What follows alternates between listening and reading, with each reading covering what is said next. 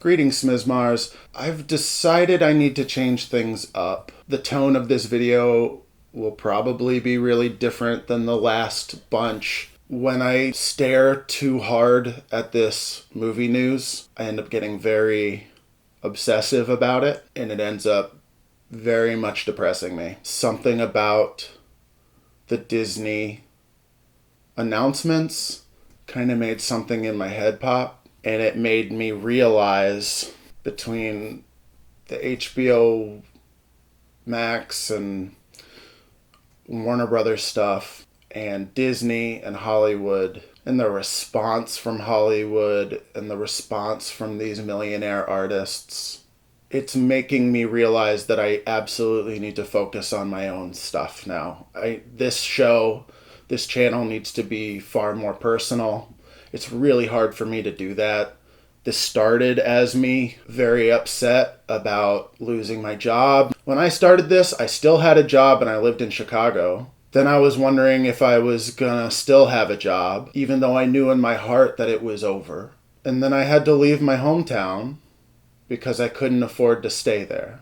And if you go back and watch these episodes, I haven't been super wrong about stuff, but if filmmakers actually gave a fuck like they're acting like they do now, they would have said something in April. Christopher Nolan talking about ethics is f***ing laughable. And now that I don't need to follow this shit, and now that the horizon of cinema is this spoon-fed fan service stuff, I'm trying to find my place in all of that. I don't know where I fit.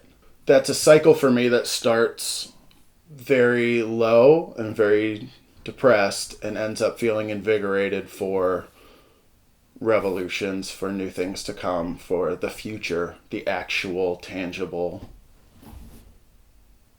future of cinema. So we're at the beginning of that cycle where I am low. It's depressing to have a company release 30, 40 properties and not care about one of them.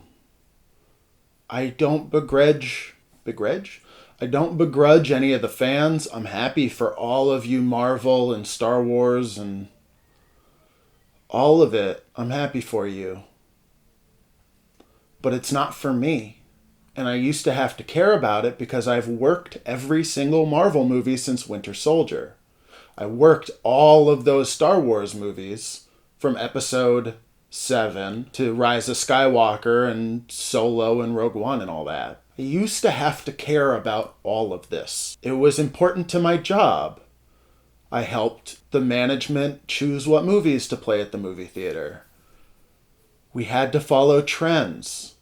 The Hollywood stuff is what made the theater money. There is no more theater for me. The theater won't die. Disney has the money to keep them alive. You can see that. But notice that they're dropping 12 things in the theater and like 45, 50 things on Disney+. It's not like they're saving the theater experience. They can just afford to make the money from the theater experience. I'm listening to Patty Jenkins complain about the people who gave her Wonder Woman the same week she's going to be doing a Star Wars movie, and she's been working on one for a while.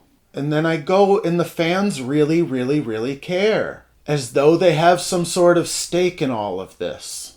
And the people that really care, I mean, what side of all of this have you been on? If you're a theater supporter, are you the person who's been complaining about prices this whole time? Did you leave your popcorn on the floor for someone to pick up? Did you sit through Endgame all the way through to the end of the credits, or Black Panther or Infinity War or any of those Marvel movies? Did you sit all the way to the end of those credits so that we couldn't clean the theater? You're the one who wants to save the movie theater experience. Go on the movie theater subreddit. They are dropping. They hate it. They get treated like dog shit, and they don't see any of the benefit.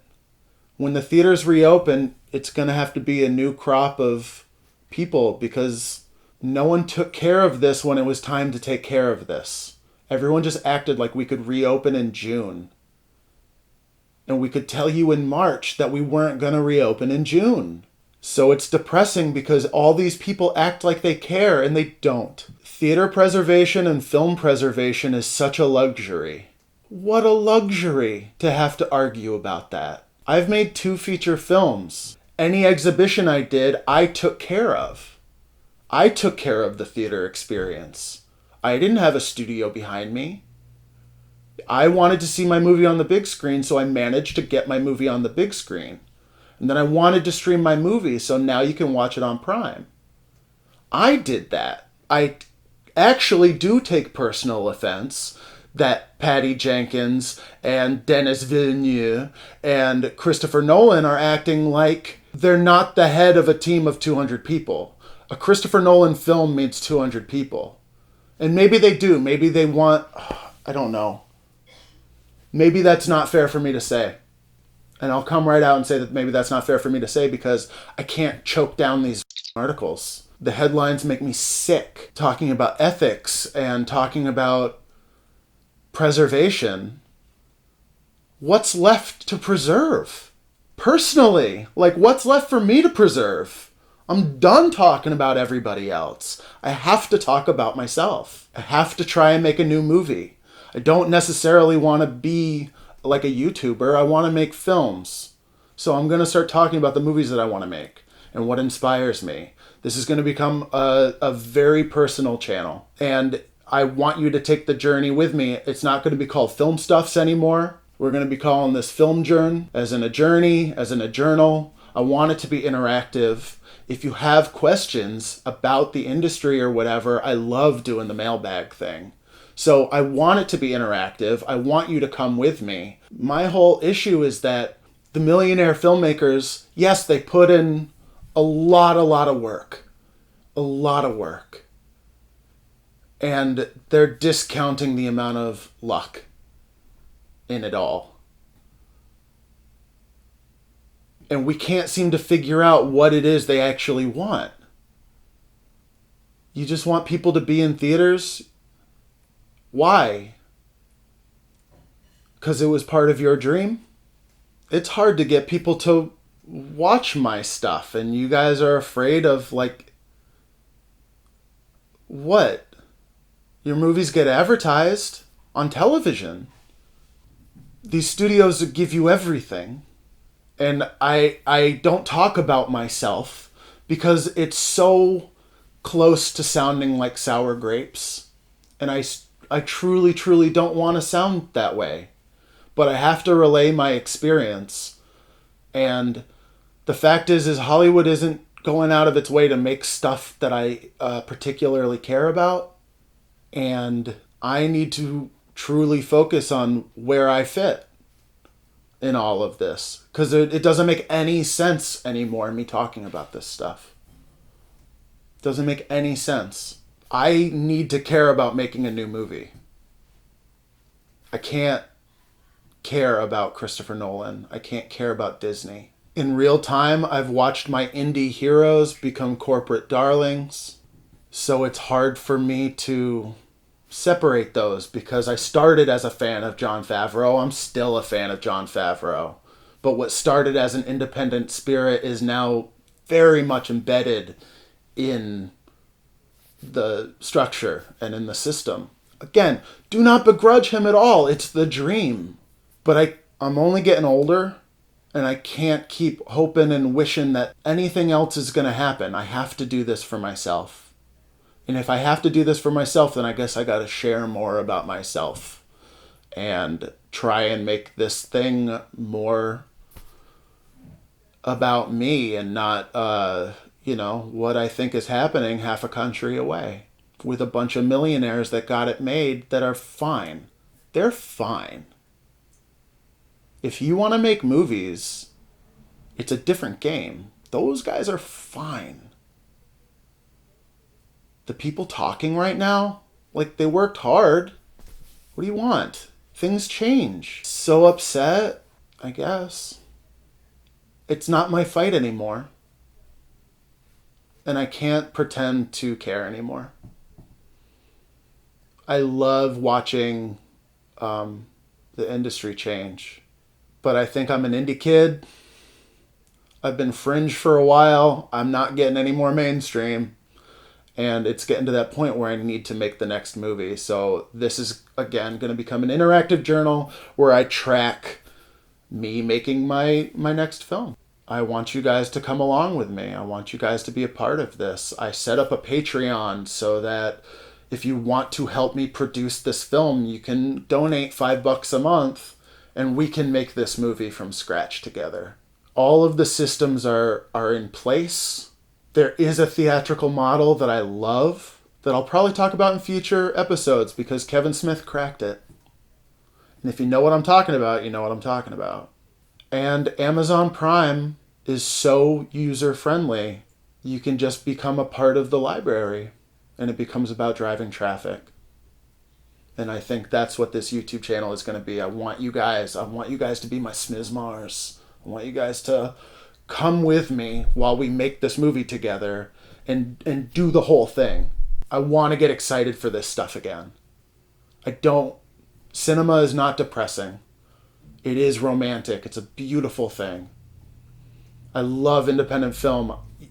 You don't make 2 independent features unless you love it. I'm ready for this next one. And I think the next episode, I'm going to tell you all about the script I wrote, all about the influences of this script, and all the reasons why I want to do it. And I will continue making episodes. Again, ask me a question, I'll do a mailbag. But after Disney announced the drop and reading the reactions to Warner Brothers and Disney and all of this, it made me need to reevaluate things and truly follow my heart. And this is what I'm going to do. So thank you so much for joining me. I hope you keep joining me. Sub that sub, comment that comment, like that like. As far as recommendations and stuff like that, I'm going to make sure to have recommendations throughout the episode. When I talk about my influences, these are things that I care about and things that I like. And so it'll be less like at the end, I'm going to just kind of pepper things that I love throughout. This is all supposed to be very, very positive. YouTube and the internet can be very, very negative and toxic. And I'm trying so damn hard to be positive, because anyone who knows me knows that I can sit here and shit talk for hours and hours and hours, and maybe that'll get me views, but I don't want to put that out, and it's not good for my soul. That'll depress me too. So I want to take a cool, positive journey into making a third feature, and I want you guys to come with me. I want this to be a group project. So thank you all. I will see you in the future.